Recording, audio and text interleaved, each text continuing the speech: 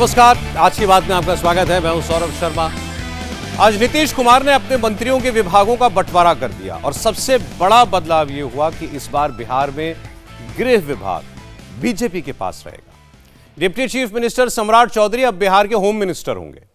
नीतीश कुमार ने जब से बिहार की सत्ता संभाली है 20 साल से, हर बार उन्होंने होम डिपार्टमेंट अपने पास ही रखा। यह पहला मौका है जब बीजेपी को गृह विभाग मिला। होम डिपार्टमेंट के बदले में जेडीयू को वित्त मंत्रालय मिला। पिछली सरकार में सम्राट चौधरी फाइनेंस मिनिस्टर थे, लेकिन अब नीतीश कुमार ने जेडीयू के नेता विजेंद्र यादव को बिहार का फाइनेंस मिनिस्टर बनाया है। इन दो बदलावों के अलावा कोई खास बदलाव नहीं हुआ। पहले मैं आपको यह बता देता हूं कि बीजेपी कोटे के मंत्रियों को कौन कौन से डिपार्टमेंट मिले हैं।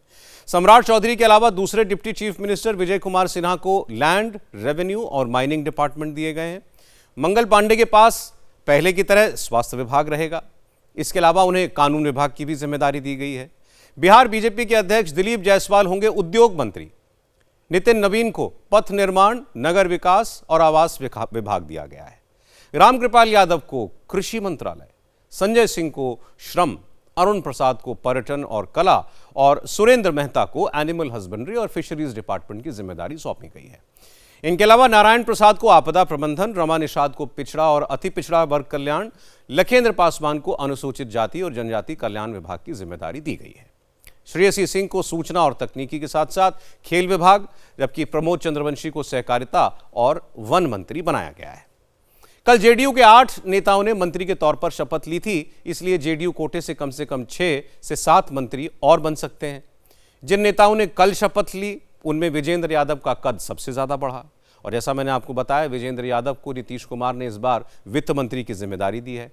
वित्त के साथ साथ वाणिज्य और ऊर्जा विभाग भी उन्हीं के पास रहेगा, जबकि नीतीश कुमार के करीबी कहे जाने वाले विजय कुमार चौधरी को संसदीय कार्य, जल संसाधन और भवन निर्माण विभाग दिए गए हैं। ग्रामीण विकास और परिवहन विभाग की जिम्मेदारी श्रवण कुमार को दी गई है। अशोक चौधरी के पास ग्रामीण विकास विभाग होगा। लेशी सिंह को खाद्य और उपभोक्ता, मदन सैनी को समाज कल्याण और सुनील कुमार को शिक्षा विभाग मिला है। नीतीश सरकार में इकलौते मुसलमान मंत्री मोहम्मद जमा खान पिछली बार की तरह इस बार भी अल्पसंख्यक कल्याण मंत्री रहेंगे। चिराग पासवान, जीतनराम मांझी और उपेंद्र कुशवाहा की पार्टियों के मंत्रियों को भी जिम्मेदारी दे दी गई है। लोक जनशक्ति पार्टी के संजय पासवान को गन्ना उद्योग और संजय सिंह को लोक स्वास्थ्य विभाग मिला। जीतनराम मांझी के बेटे संतोष सुमन लघु जल संसाधन विभाग संभालेंगे और उपेंद्र कुशवाहा के बेटे दीपक प्रकाश कुशवाहा बिहार के पंचायती मंत्री होंगे। क्योंकि बिहार में होम डिपार्टमेंट हमेशा से नीतीश कुमार ने अपने पास रखा, पहली बार है गृह विभाग बीजेपी को दिया, इसलिए इस मुद्दे पर चर्चा ज्यादा हो रही है। हालांकि बिहार के पथ निर्माण और नगर विकास मंत्री नितिन नवीन ने कहा कि गृह विभाग और वित्त विभाग की अदला बदली के पीछे कोई सियासी मकसद नहीं है। विभाग किसी के पास हो, सभी मंत्रियों को काम तो मुख्यमंत्री के निर्देश पर ही करना है।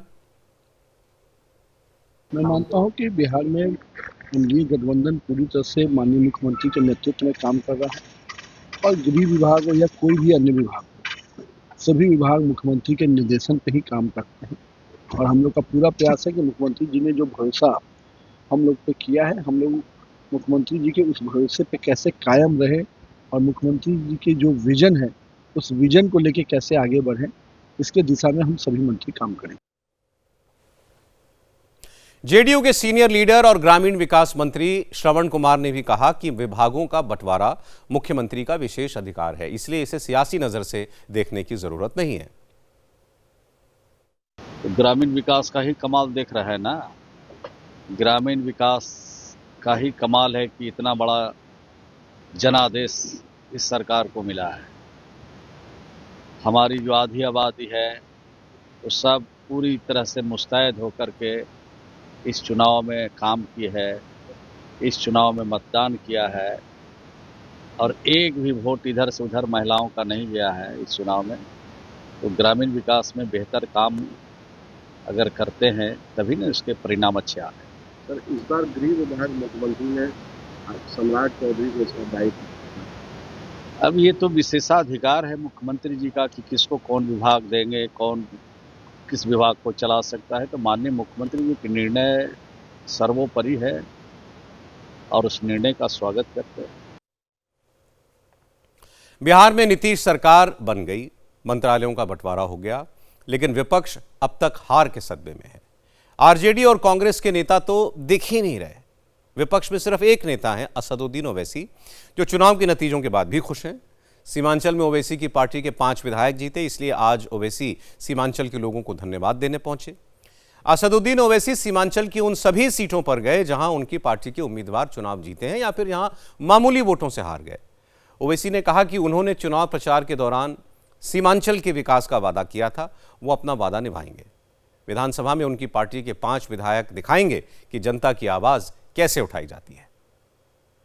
मैंने जो वादा आपसे किया है कि हम मजलिस इत्तेहादुल मुस्लिमीन की शुरुआत सीमांचल से किए थे, तो सीमांचल की लड़ाई ये हमारी लड़ाई है। जब तक असदुद्दीन ओवैसी जिंदा रहेगा और मजलिस इत्तेहादुल मुस्लिमीन का परचम उठाकर सीमांचल की जनता चलते रहेगी, सीमांचल तरक्की करता जाएगा, सीमांचल से नाइंसाफी का खात्मा होगा। और इंशाअल्लाह आप देखेंगे कि हमारे ये 5 विधायक रुकने असेंबली बिहार की विधानसभा के दरो दीवार को हिला के रख देंगे सीमांचल के इंसाफ के लिए लड़ने के लिए।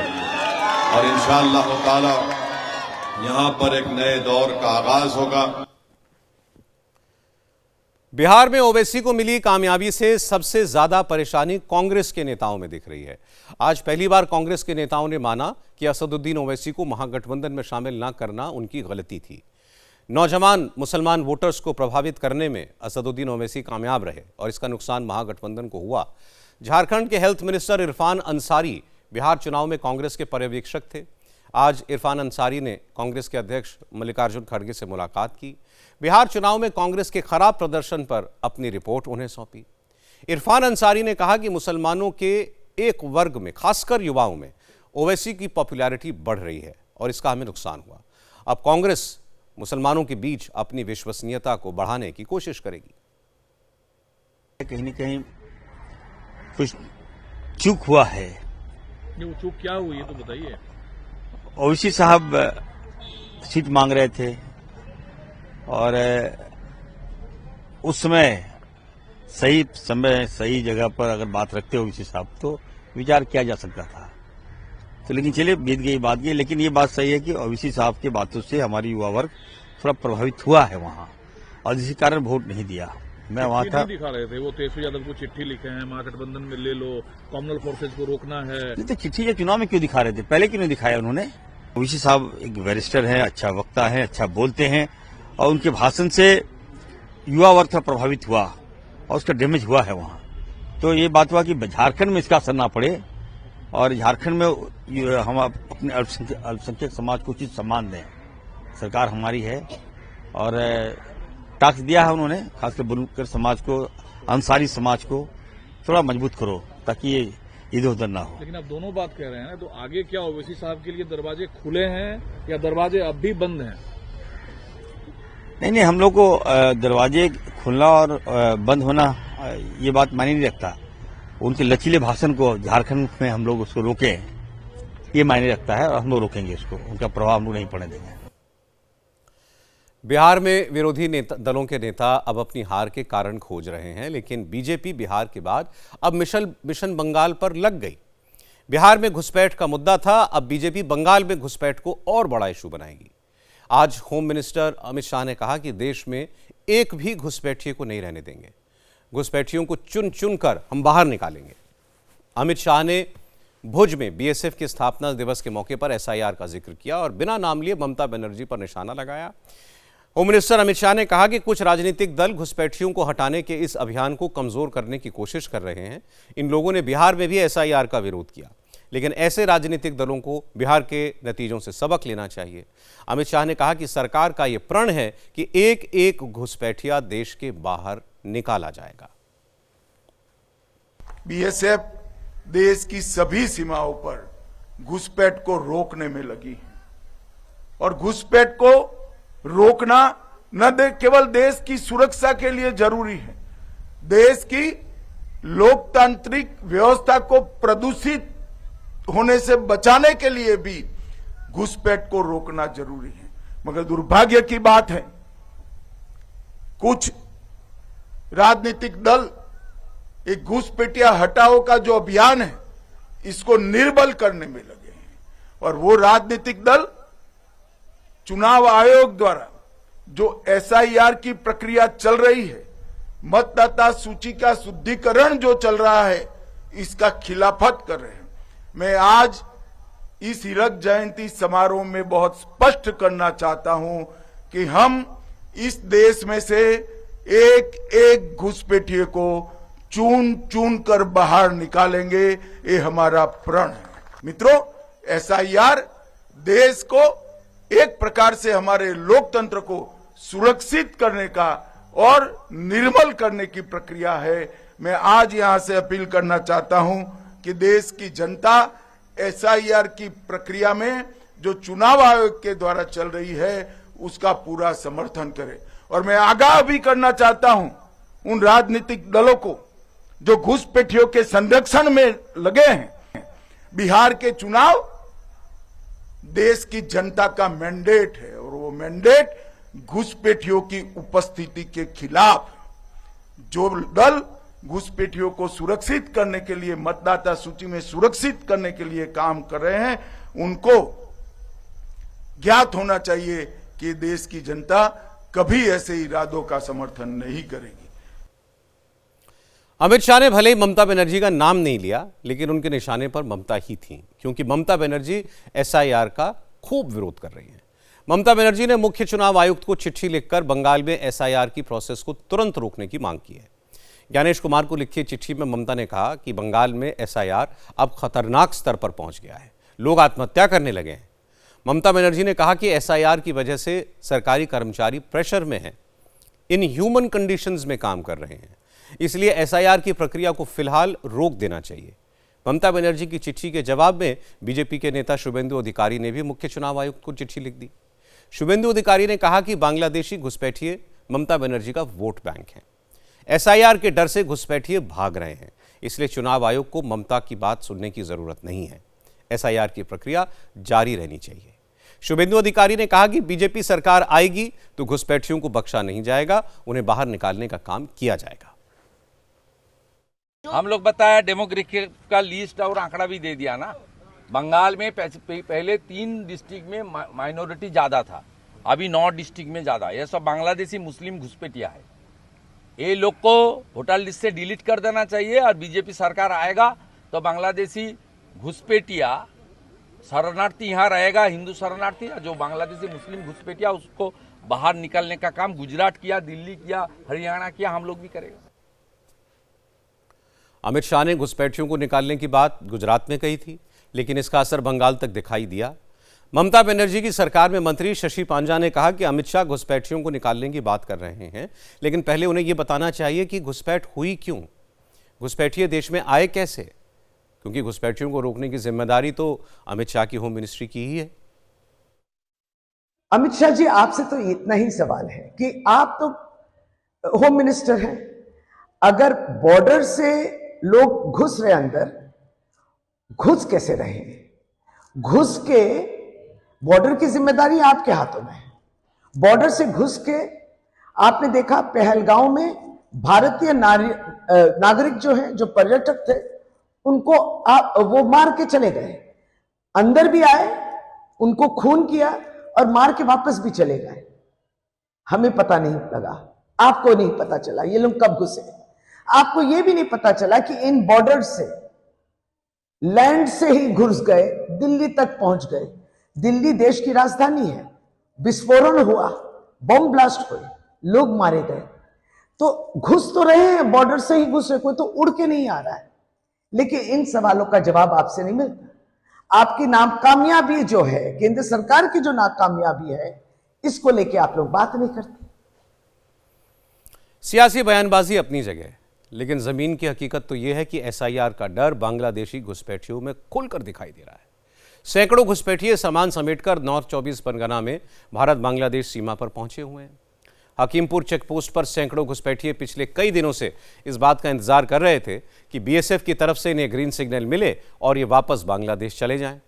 इंडिया टीवी के संवाददाता ओंकार सरकार इस वक्त हकीमपुर में ही हैं। ओंकार ने बताया कि एक हफ्ते से बॉर्डर पार करने के इंतजार में बैठे लोगों को अचानक पता लगा कि बीएसएफ की तरफ से परमिशन मिल गई है, तो सैकड़ों घुसपैठिए अपने बच्चों के साथ बॉर्डर की तरफ चल पड़े। ओंकार ने जब इन लोगों से बात करने की कोशिश की तो ज्यादातर लोगों ने बात करने से इनकार कर दिया, लेकिन जितने लोगों ने कैमरे पर बात की उन्होंने इतना कहा कि उनके पास भारत के डॉक्यूमेंट्स नहीं हैं, इसलिए वो वापस बांग्लादेश जाने की कोशिश कर रहे हैं। गैर कानूनी तरीके से जो भारत में आए थे वो इस वक्त हाकिमपुर बॉर्डर से धीरे धीरे बोरिया बिस्तर लेते हुए इधर से जा रहे हैं। और ये लोग कहाँ जा रहे जाने की कोशिश, কোথায় যাচ্ছেন কিভাবে যাবেন गो। यहाँ पर जितने भी बोरिया बिस्तर थे वो बोरिया बिस्तर लेके इधर से सीधा जाती हुई नजर आ रही है। और इधर में काफी सारे लोग हैं जो जल्दबाजी में इस वक्त जा रहे हैं इधर से। काफी सारे लोग हैं। कैसे जाओगे आप? कैसे जाओगे? ये मैं तो কথা বললাম क्या? কিভাবে যাবেন? হ্যাঁ কিভাবে যাবে ভাই? चाची कैसे जाओगे? उनसे पूछिए ये बांधे कैसे जाएगी। अच्छा। हमको नहीं मालूम है। अच्छा।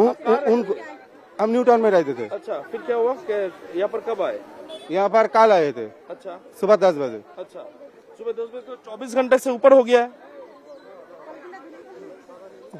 हो गया तो हमको कुछ नहीं करना, क्योंकि उन लोग जब बोला। अब क्यों जाना क्यों चाह रहे हो? एसआईआर की वजह से सरकार नहीं रखना चाहता। अच्छा, वापस भेज दे रहा है। अच्छा। हम लोग वापस जा रहा है। अच्छा, आपके पास कोई डॉक्यूमेंट नहीं है? नहीं है। कितने दिन पहले आए थे आप? आइला के बाद आया। आइला के बाद मतलब 2020 के बाद? नहीं 2008 की 2008-9 साल में। अच्छा, फिर क्या कहाँ पर रहते थे आप लोग? न्यू टाउन में। क्या काम करते थे? मशीन का काम करते हैं, जो पेड़ काटते हैं ना, जंगल सफा करते हैं, हैंड मशीन वो चलाते थे। अच्छा, तो यहाँ पर कोई डॉक्यूमेंट बनवाने की कोशिश किया है कभी? नहीं। अच्छा, तो अभी क्या हुआ? कैसे आए थे आप? मिडिलमैन को पैसा देके? नहीं किसी को पैसे हम लोग नहीं दिए थे। चोरी छुपके से आया, लेकिन एक आदमी थे। अच्छा। वो रोड मोड उसको पता थे। अच्छा। तो उसको साथ चले आई। अच्छा, कितने लोग आए? हम लोग जब आए थे 5 से बंदे आए थे। अभी कैसे वापस जाओगे? वो बॉर्डर तो खुल दिया है। अच्छा। जाने की परमिशन मिल गया। अच्छा। इसलिए जा रहा हूँ। पेपर वगैरह है बांग्लादेश? हाँ, उधर का पेपर है। बांग्लादेश का? भारत का कुछ नहीं है? नहीं। कब आए थे? कैसे जाओगे वापस? इधर से जाएंगे। अच्छा, कब आए थे आप? 2009 साल 2019 साल। 19 साल में क्या काम करते थे? गैरेज में। अच्छा, तो क्या अभी वापस क्यों जा रहे हो? अब বৈধ কোনো কাগজপত্র না থাকার কারণে ऊपर से পাঠিয়ে দিচ্ছে। तो वैलिड कोई पेपर नहीं है? ना। अच्छा, घुसपैठिए भारत से खुद ब खुद वापस बांग्लादेश जाने की कोशिश कर रहे हैं, लेकिन बांग्लादेश में हालात लगातार खराब हो रहे हैं। आज ढाका में बड़ी संख्या में हिंदू समाज के लोग सड़कों पर उतरे। बांग्लादेश में हिंदुओं पर जो जुल्म हो रहे हैं उसके खिलाफ आवाज उठाई। इंडिया टीवी के संवाददाता शोएब रजा इस वक्त ढाका में ही हैं। शोएब ने बताया कि बांग्लादेशी हिंदुओं के प्रोटेस्ट मार्च ढाका के अलावा चटगांव, राजशाही, रंगपुर, कोमिला, खुलना और कॉक्स बाजार शहरों में भी निकले। असल में बेगम खालिदा जिया की पार्टी के नेता कट्टरपंथियों को खुश करने के लिए आजकल हिंदुओं के खिलाफ जहर उगल रहे हैं। बीएनपी के पूर्व सांसद हारून उर रशीद ने कहा कि हिंदू शैतान की पूजा करते हैं। बांग्लादेश में रहने वाले हिंदुओं को इससे परहेज करना चाहिए। और जिस वक्त हारून उर रशीद ये विवादित बयान दे रहे थे उस वक्त बीएनपी के बड़े बड़े लीडर मंच पर मौजूद थे। किसी ने इसका विरोध नहीं किया। इससे बांग्लादेश के हिंदुओं में खूब नाराजगी है। इसी तरह के बयानों को हिंदुओं को डराने की साजिश बताया गया और आज इसके खिलाफ पूरे बांग्लादेश में विरोध प्रदर्शन हुए। प्रोटेस्ट में शामिल हिंदुओं का कहना है कि बांग्लादेश में जो हालात हैं उनमें सबसे ज्यादा खतरा हिंदुओं को ही है। इसलिए भारत समेत दुनिया के तमाम देशों को बांग्लादेशी हिंदुओं के साथ खड़ा होना चाहिए। मैं इस वक्त बांग्लादेश की राजधानी ढाका में मौजूद हूं और ये जो प्रदर्शन है ये हिंदू अल्पसंख्यक समुदाय का बांग्लादेश की राजधानी ढाका की सड़कों पर प्रदर्शन है, जो लगातार ये आरोप लगा रहे हैं कि उनके खिलाफ हिंसा के जो मामले हैं वो बढ़ रहे हैं। और जिस तरह से उनके अधिकारों की रक्षा होनी चाहिए उस तरह से उनके अधिकारों की रक्षा नहीं हो रही। इसके साथ साथ इन लोगों का ये भी कहना है कि जब से शेख हसीना सरकार गई है तब से स्थिति और ज्यादा खराब होती जा रही है। राजधानी सड़कों पर ये जो राजधानी की सड़क है ढाका की, सीधी तस्वीरें ये यहाँ से है। और इसके साथ साथ बहुत सारे लोगों से हमारी बातचीत भी हुई तो ये कहते नजर आए कि यूनुस सरकार से वो लगातार डिमांड कर रहे हैं कि उनके जो धार्मिक मामले हैं उनकी रक्षा की जाए, लेकिन सरकार इसमें नाकाम साबित हुई है। इसकी वजह से अब ये लोग सड़कों पर उतर आए हैं। हिंदुओं के इस मार्च में बौद्ध और क्रिश्चियन लोग भी शामिल हुए। बांग्लादेशी अल्पसंख्यकों के संगठन ओइक्या परिषद ने बांग्लादेश के चुनाव आयोग से मांग की है कि हारून और रशीद की उम्मीदवारी को रद्द किया जाए। वही हिंदुओं का आरोप है कि बांग्लादेश में उनके लिए पहले भी हालात कोई अच्छे नहीं थे, लेकिन जैसे जैसे चुनाव करीब आ रहे हैं वैसे वैसे तमाम सियासी दलों के बीच हिंदुओं को टारगेट करने की होड़ लगी हुई है। बांग्लादेशी हिंदुओं ने कहा कि भारत उन्हें अपने यहाँ शरण दे, उनकी सुरक्षा का बस यही रास्ता बाकी है।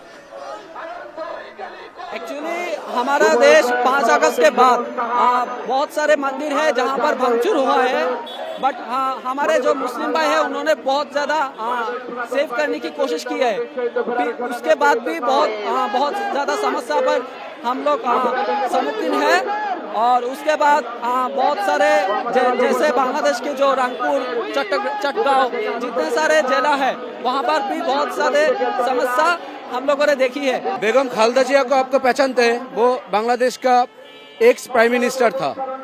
उसकी पार्टी से एक वरिष्ठ नेता जो मेंबर ऑफ पार्लियामेंट भी रहे हैं, जब शेख हसीना प्राइम मिनिस्टर थे उन समय ये जो नेता है वो वरिष्ठ नेता है, वो बीएमपी से है। उसने डायरेक्टली बोल दिया कि भाई हम जो पूजा करते हैं हम शैतान का पूजा करते हैं। 2021 में जब प्राइम मिनिस्टर शेख हसीना जी बांग्लादेश का प्राइम मिनिस्टर था, उन समय सारे बांग्लादेश में हिंदुओं का जो दुर्गा पूजा का मंडप था उसके ऊपर कैसा वैंडलाइज हुआ था। उसमें एक आदमी का नाम आया है, वो है मिस्टर बहार, जो कुमिल्ला का मेंबर ऑफ पार्लियामेंट था, वो अब इंडिया में है। तो ये जो तमाम चीजें हो रहा है हिंदुओं के ऊपर, वो पहले से ही हो रहा है। उन समय वो आवामी लीग की पार्टी से था, आप जो कर रहे हैं वो बीएमपी या फिर जमात या फिर कोई दूसरे पार्टी की तरफ से है। लेकिन जब विक्टिम होने का इशू आता है तो हिंदू हो जाता है कॉमन कार्ड, क्योंकि हिंदू जजमेंट नहीं मिल रहा है, इंसाफ नहीं मिल रहा है, अटैक हो रहा है, रेप हो रहा है, वेंडलाइजिंग हो रहा है, लेकिन प्रॉपर जजमेंट नहीं हो रहा है। प्रॉपर जजमेंट हम कोर्ट से नहीं मिल रहा है, पुलिस का इन्वेस्टिगेशन में भी हम प्रॉपर जजमेंट नहीं मिल रहा है। ये देश मेरा है, ये देश में मेरा जन्म ग्रहण कर रही है, मेरा पिता का देश है, ये देश मेरा अस्तित्व है, धर्म मेरा अस्तित्व है। उस लोग का मेरा धर्म के मुस्लिम जाति मेरा धर्म के अटैक कर रही है। हिंदू सरकार नरेंद्र मोदी का काछे प्रार्थना यही है, प्लीज मेरा हिंदू जाति के रक्षा कर रही है। बांग्लादेश हिंदू का सेव कर रही है। मेरा देश का हिंदू लोग का निरापत्ता चाहिए। मुझे हिंदू जाति का शेल्टर देना है। नरेंद्र मोदी का प्रार्थना। हिंदुओं के इस प्रोटेस्ट के बाद ढाका में कट्टरपंथी इस्लामिक संगठन जमात इस्लामी ने भी रैली निकाली। आज जुमे की नमाज के बाद जमात इस्लामी ने पूर्व प्रधानमंत्री शेख हसीना के खिलाफ प्रोटेस्ट का ऐलान किया था, क्योंकि 17 नवंबर को हुए प्रोटेस्ट के दौरान जबरदस्त हिंसा हुई थी, इसलिए ढाका पुलिस ने जमात इस्लामी को प्रदर्शन की इजाजत नहीं दी। इसके बाद जमात इस्लामी के नेताओं और कार्यकर्ताओं ने जुमे की नमाज के बाद बांग्लादेश की राष्ट्रीय मस्जिद बैतुल मुकर्रम से शहर के अलग अलग हिस्सों में परेड निकाली। इसमें हजारों की तादाद में जमात के सपोर्टर शामिल हुए। इस प्रदर्शन में लोगों के हाथों में जो प्ले कार्ड थे, उस पर जो नारे लिखे हुए थे, जो नारे ये लोग लगा रहे थे, उससे साफ हो गया कि ये मार्च शेख हसीना के खिलाफ कम और चुनाव से पहले जमात का माहौल बनाने के लिए ज्यादा था।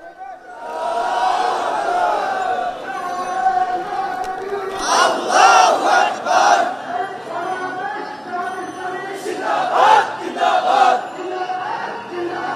बांग्लादेश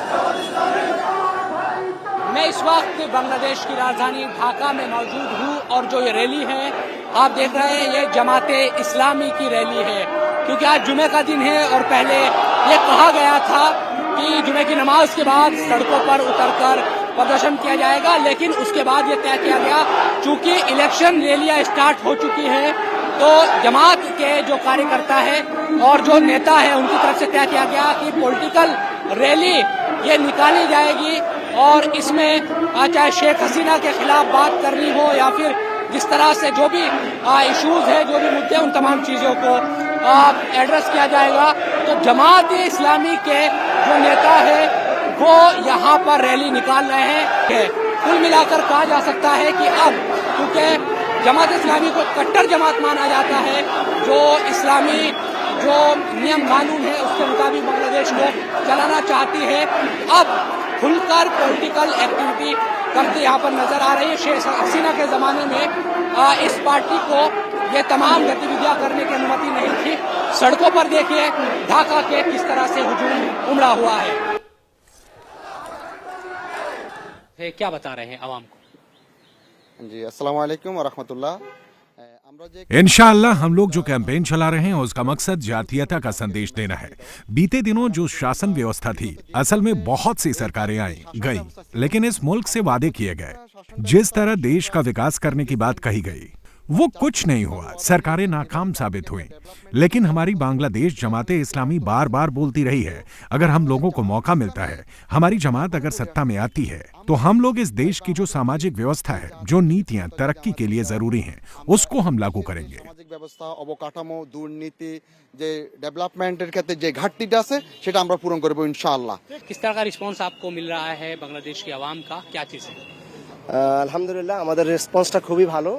हम लोगों को काफी बेहतर रिस्पांस मिल रहा है। खास करके 5 अगस्त के बाद की बात करें तो लोग अभी नई राजनीतिक पार्टियां चाह रहे हैं। उसी को देखते हुए जमाते इस्लामी को वो पसंद कर रहे हैं। जमाते इस्लामी के नेतृत्व में सब है। शेख हसीना को लेकर हमारा स्टैंड एकदम क्लियर है। शेख हसीना ने पिछले 17 सालों में बांग्लादेश में लोगों को वोट करने के अधिकार को खत्म कर दिया। 3 बार चुनाव हुए, एक बार रात में वोट डाले गए, एक बार तो बिना चुनाव के ही सब कुछ हो गया, और एक बार तो शेख हसीना की पार्टी ही चुनाव लड़ी, आपस में ही सब तय कर लिया। मतलब शेख हसीना ने बांग्लादेश में लोकतंत्र की हत्या कर दी थी।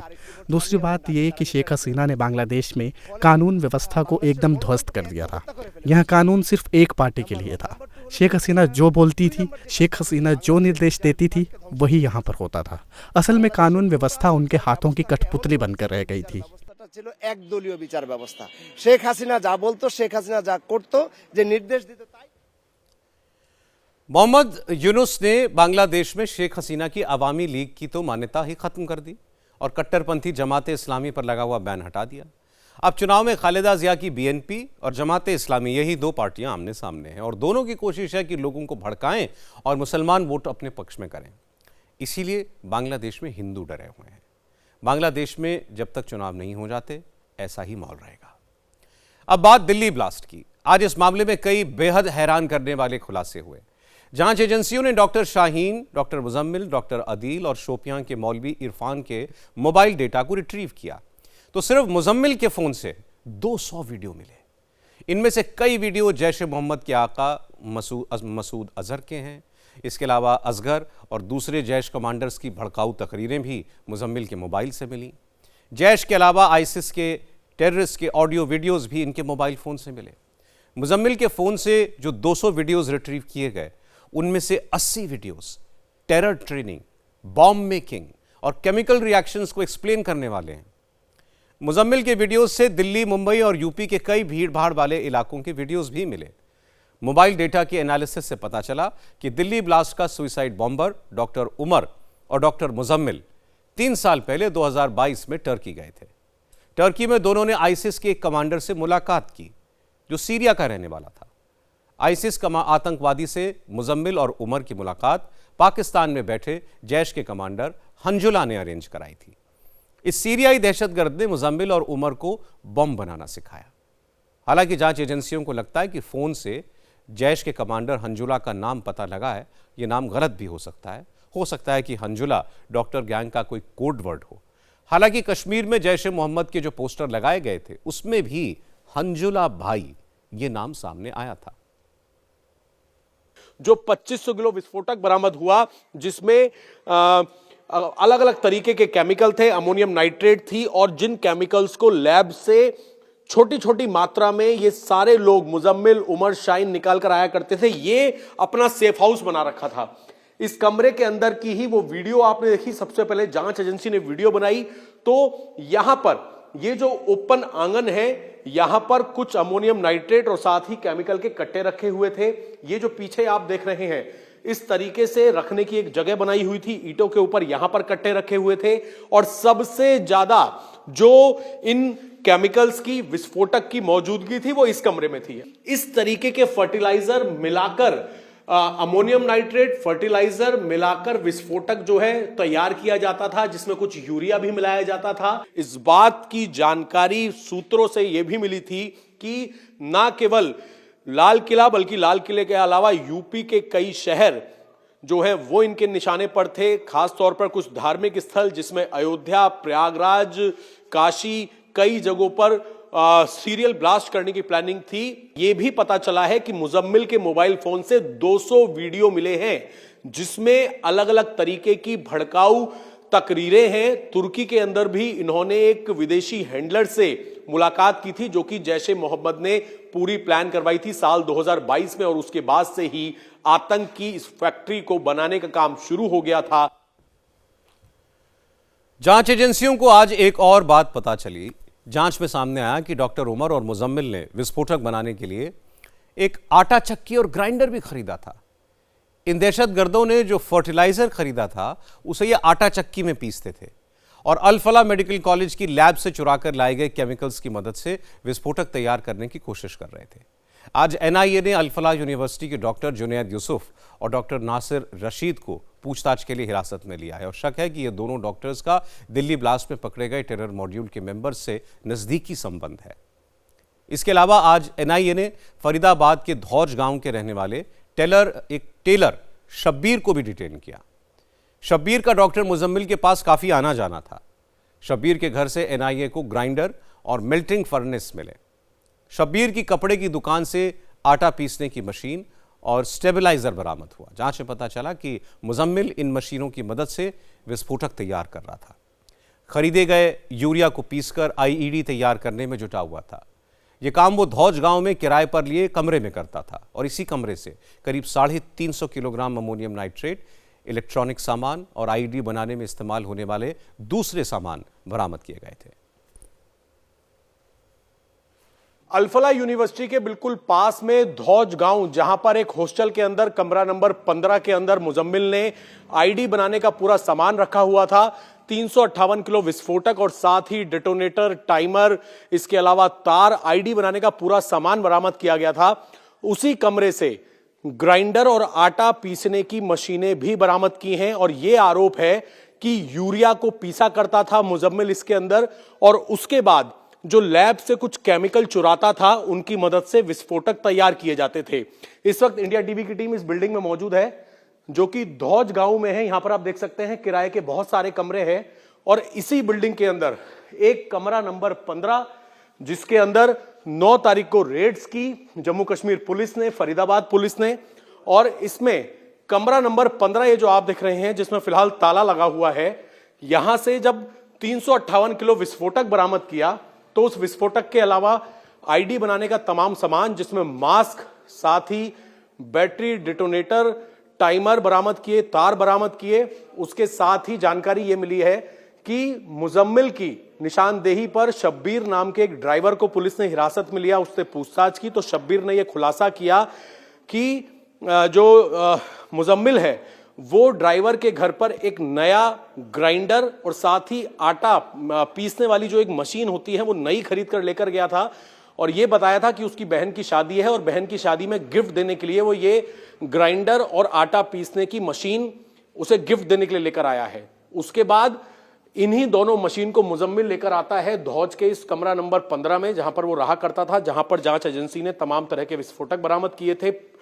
सूटकेस के अंदर पैक्ड पूरी तरीके से तैयार जो विस्फोटक बरामद किए थे। अब जानकारी यह मिली है कि इसी कमरे के अंदर वो इन मशीन को लेकर आया, ग्राइंडर और आटा पीसने की मशीन को, और यहां पर वो यूरिया को इन मशीन के जरिए पीसा करता था। पीसने के बाद इन्हीं मशीन के अंदर वो दूसरे तरीके का केमिकल मिलाता था यूरिया को पीसने के बाद, और जो केमिकल यूनिवर्सिटी से वो निकालता था उसकी मदद से विस्फोटक तैयार होते थे। जांच एजेंसियों को doctor Muzammil, doctor Adil, doctor Shaheen और आरिफ से पूछताछ में कई चौंकाने वाली बातें और पता चली। अब तक जांच में साफ हो गया है कि इस व्हाइट कॉलर टेरर मॉड्यूल की सबसे खतरनाक और शातिर मेंबर डॉक्टर शाहीन सैयद थी। शाहीन कम उम्र की मुस्लिम लड़कियों को ब्रेन वॉश करके, रेडिकलाइज करके उन्हें ह्यूमन बॉम्ब बनने की तरह इस्तेमाल भी करना चाहती थी। डॉक्टर शाहीन के मोबाइल से जो डिलीटेड डेटा रिट्रीव हुआ उससे पता लगा कि डॉक्टर शाहीन ह्यूमन बॉम्ब तैयार करने के लिए पाकिस्तान से खास किस्म के एक्सप्लोजिव मंगवाने की कोशिश कर रही थी। इस काम में शाहीन ने हिजबुल मुजाहिदीन के आतंकियों से मदद मांगी थी। शाहीन कोड वर्ड में ह्यूमन बॉम्ब के लिए मुजाहिद जंगजू ये लिखा करती थी। इसके लिए वो ऐसी मुस्लिम महिलाओं को तलाश रही थी जिनकी उम्र कम हो, जो अकेली हो, तलाकशुदा हो। इन महिलाओं की ट्रेनिंग की जिम्मेदारी भी शाहीन ने ली और पूरे ऑपरेशन का नाम रखा था मिशन काफिर। ह्यूमन बॉम्ब तैयार करने के साथ साथ शाहीन अपने इस व्हाइट कॉलर टेरर नेटवर्क की एक बी टीम भी तैयार कर रही थी। इंडिया टीवी के संवाददाता विशाल प्रताप सिंह ने बताया कि यूपी की एंटी टेरर स्क्वाड को इस बात के सबूत मिले हैं कि डॉक्टर शाहीन अपने अलावा कुल 25 डॉक्टर्स की एक टीम बनाना चाहती थी। उसकी साजिश 5-5 डॉक्टर्स की ऐसी 5 टीमें बनाने की थी। उसने अपने टेरर मॉड्यूल के 5 प्राइमरी मेंबर्स को अपने साथ 5-5 और लोगों को जोड़ने का टारगेट दिया और साजिश ये थी कि 5 प्राइमरी मेंबर्स सीधे शाहीन सैयद के कांटेक्ट में रहेंगे, जबकि हर ग्रुप के बाकी 4 मेंबर अपने ग्रुप के हेड को रिपोर्ट करेंगे। मतलब शाहीन के संपर्क में सिर्फ 5 ही लोग रहते, बाकी मेंबर्स को उसके बारे में भी कुछ पता ना होता। 5 ग्रुप्स एक दूसरे के साथ भी कांटेक्ट में नहीं रहेंगे। मकसद यह था कि अगर किसी एक ग्रुप के मेंबर तक पुलिस पहुंच जाए तो भी जांच एजेंसियों को दूसरे ग्रुप के लोगों के बारे में पता ना चले। प्राइमरी मेंबर्स के तौर पर डॉक्टर शाहीन ने सहारनपुर में अदील अहमद राथर को, कानपुर में डॉक्टर आरिफ को और लखनऊ में अपने भाई परवेज अंसारी को जोड़ा था। इन तीनों को अपने अपने ग्रुप में 5 मेंबर्स और जोड़ने की जिम्मेदारी दी। 2 और जिलों में भी ऐसे ही टेरर मॉड्यूल्स खड़ा करना चाहती थी। जांच एजेंसियां डॉक्टर्स के इस टेरर मॉड्यूल के बैंक खातों की भी जांच कर रही है। इस पड़ताल से कई चौंकाने वाली बातें सामने आई। डॉक्टर्स शाहीन, अदील, आरिफ और परवेज के बैंक खातों से पिछले 7 साल के दौरान करीब 40 करोड़ रुपए के ट्रांजैक्शंस हुए। 6 नवंबर को इनके बैंक अकाउंट से कई लाख रुपए विड्रॉ किए गए, जबकि कुछ खाते ऐसे हैं जो 2021 के बाद से पूरी तरीके से डीएक्टिवेटेड है। डॉक्टर्स के इन बैंक खातों में एक खास तरह का पैटर्न देखने को मिला। कुछ खातों में हर हफ्ते 2 से 3 बार 20 से 25 हजार के ट्रांजैक्शंस होते थे। कुछ खाते ऐसे हैं जिनमें हर 15 दिन में पैसे डाले गए और अगले दिन भेजे गए बैंक अकाउंट से पैसे निकाल लिए गए। डॉक्टर्स ने ऑनलाइन ट्रांजैक्शन बहुत कम किए। बड़ी रकम का भी एक खास पैटर्न देखा गया। हर महीने की 25 से 28 तारीख के बीच 1 लाख 1 रुपए, 2 लाख 1 रुपए ऐसी रकम डाली गई। अब इस पैटर्न को डिकोड करने की कोशिश की जा रही है। हालांकि डिफेंस एक्सपर्ट्स का मानना है कि इसमें सीधे सीधे जैश-ए मोहम्मद का फुटप्रिंट नजर आता है। देर सवेर जांच एजेंसियां इसके पुख्ता सबूत भी ढूंढ निकालेंगी। पाकिस्तान की जो डीप स्टेट है या पाकिस्तान की जो स्टेट है, पाकिस्तान में politician, military, ISI, intelligence, army, इनमें कोई डिफरेंस नहीं है। इन सब का एक ही एजेंडा है कि इंडिया में किसी तरह से हलचल फैला के रखना, इंडिया में टेररिज्म फैला के रखना। Pakistan was very much involved in what happened in Delhi red fort blast. तो पाकिस्तान की डीप स्टेट और जैश ए मोहम्मद एक हैं। जैश ए मोहम्मद जो है पाकिस्तान डीप स्टेट का ही प्रोडक्शन है। उसको सपोर्ट ही नहीं, वो पूरा उसको training, facilities, supporting, housing, funding और फिर टेररिस्ट को इन्फिल्ट्रेट करना इंडिया के अंदर पाकिस्तान आर्मी की पोस्ट के थ्रू, लाइन ऑफ कंट्रोल या किसी थर्ड कंट्री के थ्रू। तो जैश ए मोहम्मद पाकिस्तान डीप स्टेट का एसेट है। और ये जो टेरर ब्लास्ट हुए, जो टेरर रिकवरीज हुई हैं, ये पूरी तरह से जैश ए मोहम्मद और पाकिस्तान सपोर्टेड है। अभी इन्वेस्टिगेशन चल रही हैं and I am very sure proof के साथ हमारी national investigation agency NIA proof के साथ इस बात को प्रूव करेंगे। इस व्हाइट कॉलर टेरर ग्रुप के बारे में जो खुलासे हो रहे हैं उससे उनके खतरनाक इरादों और खौफनाक साजिश का पता चलता है। सुरक्षा एजेंसियों की तारीफ करनी चाहिए कि एक छोटे से क्लू मिलने के बाद पुलिस ने जम्मू कश्मीर से लेकर सहारनपुर और फरीदाबाद तक इस टेरर गैंग के ज्यादातर मेंबर्स को पकड़ लिया। इनका एक साथी उमर मर गया, लेकिन बाकी मेंबर्स की पूरी कुंडली अब खंगाली जा रही है और जल्द से जल्द इनके सारे साथी पकड़े जाएंगे। आज दुबई से एक बुरी खबर आई। दुबई में चल रहे एयर शो के दौरान स्वदेशी फाइटर जेट तेजस हवा में कलाबाजियां दिखाते हुए क्रैश हो गया और इस हादसे में तेजस के पायलट विंग कमांडर नमन सियाल की भी मौत हो गई। इंडियन एयरफोर्स ने इस हादसे की जांच के कोर्ट ऑफ इंक्वायरी का गठन कर दिया है। हादसे के जो वीडियो सामने आ रहे हैं उसमें दिख रहा है कि तेजस हवा में परफॉर्म कर रहा है और उसने आसमान में कई बार कलाबाजियां दिखाई, मनूवर्स किए। फाइटर जेट पूरी तरह पायलट के कंट्रोल में था, लेकिन करीब 1.5 मिनट के बाद ऊपर जाने के बजाय जहाज अचानक तेजी से नीचे आया और क्रैश कर गया। इंडियन एयरफोर्स ने बताया कि तेजस विमान को उड़ा रहे विंग कमांडर नमन सियाल एक बहुत ही ट्रेंड पायलट थे और वो क्रैश से पहले इजेक्ट हो सकते थे, लेकिन तब विमान के दर्शकों के बीच गिरने का खतरा होता, इसलिए उन्होंने इजेक्ट नहीं किया। विंग कमांडर नमन सियाल तेजस को किसी तरह से किसी एक सेफ एरिया में लेकर के गए और वहाँ ये जहाज़ क्रैश हो गया। एयरफोर्स ने बताया कि इस क्रैश में विंग कमांडर नमन को गंभीर चोटें आई थीं, जिसकी वजह से उनकी मौत हो गई। तेजस विमान दुबई के लोकल टाइम के मुताबिक दोपहर 2:10 पर क्रैश हुआ। दुबई एयर शो वहाँ पर दूसरे सबसे बड़े एयरपोर्ट अल मखतूम हवाई अड्डे पर चल रहा है। तेजस प्लेन क्रैश के बाद यूएई के रक्षा मंत्रालय ने इस हादसे पर शोक जताया। सिंगल इंजन वाले तेजस फाइटर प्लेन को सरकारी कंपनी हिंदुस्तान एरोनॉटिक्स लिमिटेड ने बनाया है। वजन में हल्का होने के बावजूद तेजस फाइटर प्लेन सुखोई के बराबर हथियार और मिसाइल लेकर उड़ने में सक्षम है। इसको इंडियन एयरफोर्स में भी शामिल किया जा रहा है। इसी साल सितंबर में रक्षा मंत्रालय ने HAL के साथ 97 तेजस विमान खरीदने का सौदा किया था। ये विमान 2027 से इंडियन एयरफोर्स को मिलने हैं। आज की बात में इतना ही।